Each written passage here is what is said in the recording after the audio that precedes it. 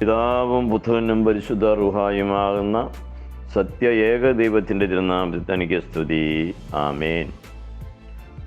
ക്രിസ്തുയേശുവിൻ്റെ നിസ്തുല്യമായ നാമത്തിൽ orthodox Bible study ഫോറത്തിലെ 123 എപ്പിസോഡിലേക്ക് ഏവർക്കും ഹാർദമായി സ്വാഗതം. Test yourself, examine yourself. നിങ്ങളെ തന്നെ പരിശോധിച്ച് അറിയുക. വിശുദ്ധ മത്തായിയുടെ സുവിശേഷം 16-ാം അധ്യായം 15-ാമത്തെ തിരുവചനം. നിങ്ങൾ എന്നെ ആരെന്ന് പറയുന്നുവെന്ന് സീമോൻ പത്രോസ് മറുപടി പറയുന്നത്, നീ ജീവനുള്ള ദൈവത്തിൻ്റെ പുത്രനാകുന്ന ക്രിസ്തു എന്നാകും. കർത്താവിൻ്റെ ചോദ്യം, നിങ്ങൾ എന്നെ ആരെന്ന് പറയുന്നു? ഉത്തരം, ജീവനുള്ള ദൈവത്തിൻ്റെ പുത്രനായ ക്രിസ്തു. ക്രിസ്തുവിനെ അവൻ ആരാണെന്നാണ് നമ്മൾ വിശ്വസിക്കുന്നത്. വിശ്വാസത്തിലായി എന്ന് അവകാശപ്പെടുന്ന അനവധി ഓർത്തഡോക്സ് സുറിയാനി സഭയുടെ അംഗങ്ങളുണ്ട്. അവരോട് സംസാരിക്കുമ്പോൾ അവർ പറയുന്നത്, ഞാനിപ്പോൾ വിശ്വാസത്തിലാണ് എന്ന് പറയും. വിശ്വാസത്തിലാണ് എന്ന് പറയുന്ന ആളുകൾ സ്വയം പരിശോധിച്ചാൽ അവർക്ക് മനസ്സിലാകും അവർ വിശ്വാസം ത്യജിച്ചവരാണ് എന്ന്. 2 കൊരിന്ത്യർ 13-5 വാക്യത്തിൽ പൗലോസ് ഓർപ്പിക്കുന്നു, നിങ്ങൾ വിശ്വാസത്തിൽ ഇരിക്കുന്നുവോ എന്ന് നിങ്ങളെ തന്നെ പരീക്ഷിപ്പീൻ, നിങ്ങളെ തന്നെ ശോധന ചെയ്യുവീൻ. Examine yourselves to see whether you are in the faith. Test yourself. നിങ്ങളെ തന്നെ ഒന്ന് ശോധന ചെയ്ത് സ്വയപരിശോധന നടത്തി തിരുവചനത്തോടെ ബന്ധത്തിൽ സത്യത്തെ ഗ്രഹിക്കുവാനായിട്ട് സാധിച്ചാൽ യേശു ക്രിസ്തു ദൈവപുത്രനാകുന്നു എന്നത് ഇന്നത്തെ പെന്തക്കോസ്ത് വിശ്വാസത്തിലുള്ളവർ സമ്മതിക്കുന്നില്ല, അവർ വിശ്വസിക്കുന്നില്ല. ഒരു പ്രൊട്ടസ്റ്റന്റ് സഭയിൽ നിന്ന് ഓർത്തഡോക്സ് സഭയിലേക്ക് വിവാഹം കഴിക്കുവാനായി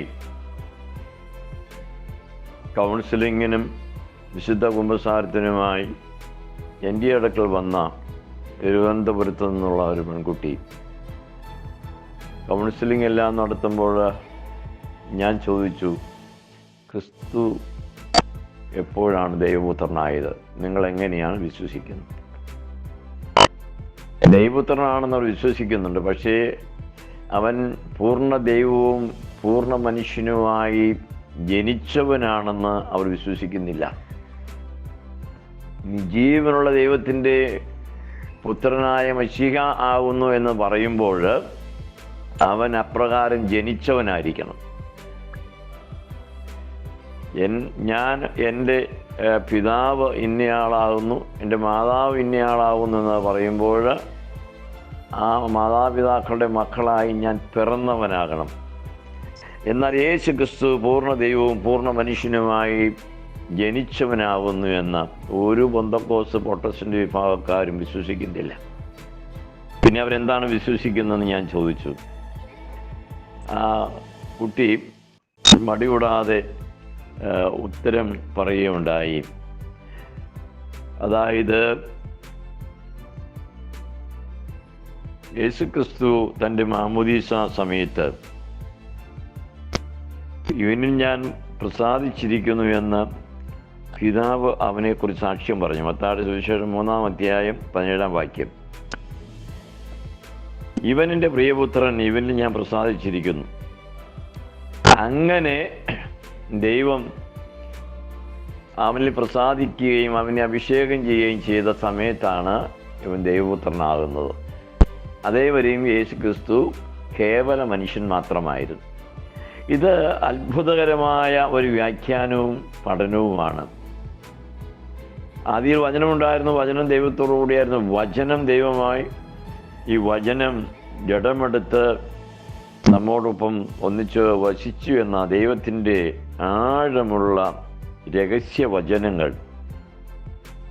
അത് ഹൃദയത്തിൽ സ്വീകരിക്കാതെ അങ്ങനെ വിശ്വസിച്ചാൽ ദൈവമാതാവെന്ന പരിശുദ്ധ കന്യമറിയാമിനെ വിശേഷിപ്പിക്കുന്നത് അംഗീകരിക്കേണ്ടി വരുമെന്നുള്ള ആ ഒരു വലിയ ഉൾഭയം കൊണ്ട്, പിന്നീട് അവർക്കത് വലിയ ഭീതിയായ കാര്യം, അവർ പഠിപ്പിക്കുന്നത് അവൻ ജനിച്ചപ്പോൾ ദൈവപുത്രനോ ദൈവമൊന്നും ആയിരുന്നില്ല. സ്നാനസമയത്ത് പിതാവ് ഇവനിൻ്റെ പ്രിയപുത്രനെന്ന് സാക്ഷിച്ചപ്പോഴാണ് അവൻ ദൈവപുത്രനാകുന്നത്. ഇതൊരു വേദവിപരീതമാണ്. കേവല മനുഷ്യനായി ജനിച്ച ഒരുത്തന് പൂർണ്ണ ദൈവവും പൂർണ്ണ മനുഷ്യനും ആകാൻ പറ്റുമോ?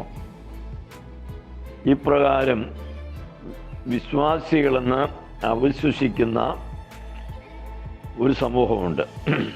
വിശ്വാസികളെന്ന് അവകാശപ്പെടുകയും തിരുവചന സത്യങ്ങളെ അവിശ്വസിക്കുകയും ചെയ്യുന്ന ഒരു വിഭാഗം ജനങ്ങളുണ്ട്. അതിൽ ഏറ്റവും പ്രധാനപ്പെട്ടവരാണ് ഈ പെന്തക്കോസ്ത് വിഭാഗം. വലിയ അത്ഭുതങ്ങളും അടയാളങ്ങളും അതിശയങ്ങളും ഒക്കെ ഈ വിഭാഗത്തിലുള്ളവർ പ്രവർത്തിക്കുന്നത് കാണാൻ സാധിക്കും.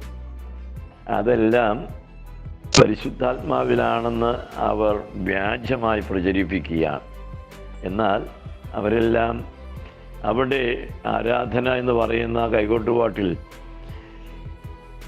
അവരുപയോഗിക്കുന്ന ഹീലിംഗ് തെറാപ്പികളുണ്ട്. Sound therapy, hypnotherapy, colour therapy, beach flower therapy, ഇങ്ങനെ തുടങ്ങിയ കുറേ തെറാപ്പികളുടെ സംയുക്തമായ ഒരു പ്രയോഗമാണ് ഈ ഹീലിംഗ് ആയിട്ട് അവിടെ വരുന്നത്. അത് ഹീലിംഗ് ഉണ്ടാക്കാനും സാധിക്കുന്നതാണ്.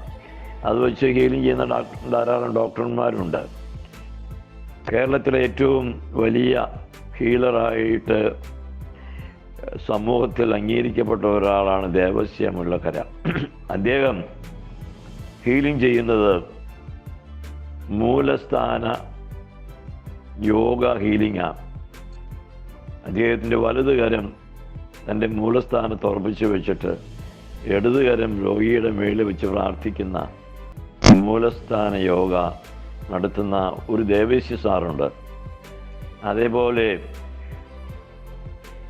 ടി വിയിലേക്ക് കൈനീട്ടിയിരുന്ന് പ്രാർത്ഥിക്കുവാൻ പറയുന്ന പല അത്ഭുതം പ്രവർത്തിക്കുന്ന ആളുകളുണ്ട്. അത് ടെലിപ്പതി ആയിട്ട് ശബ്ദത്തെ കൈകൾ കൊണ്ട് സ്വീകരിക്കുവാനുള്ള തന്ത്രമാണ്. സ്വർഗത്തിലേക്ക് കൈ ഉയർത്തി പ്രാർത്ഥിക്കുവാൻ ദൈവത്തിൻ്റെ വചനം കൽപ്പിക്കുമ്പോൾ ഇങ്ങനെയുള്ള അത്ഭുതങ്ങൾ പ്രവർത്തിക്കുന്നവർ ഇതുപോലെയുള്ള തെറാപ്പികൾ ഉപയോഗിച്ചുകൊണ്ട് സൗഖ്യം നടത്തുന്നു. അവരാണ് അവകാശപ്പെടുന്നത് ഞാനിപ്പോൾ വിശ്വാസത്തിലാകുന്നു.